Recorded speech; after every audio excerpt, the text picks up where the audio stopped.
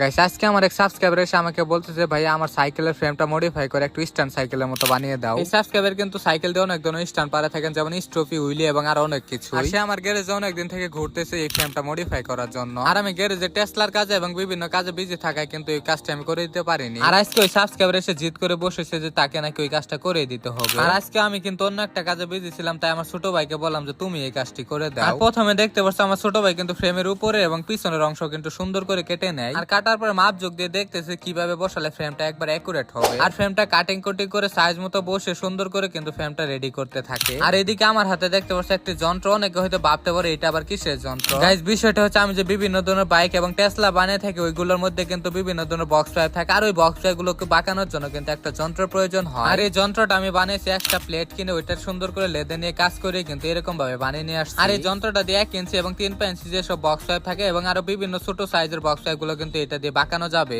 অর্থাৎ 1 ইঞ্চি সাইজের ছোট যেসব বক্স ড্রাইভ গুলো আছে ওইগুলা কিন্তু এই যন্ত্রটা দিয়ে ব্যান্ড করা যাবে। আর এই যন্ত্র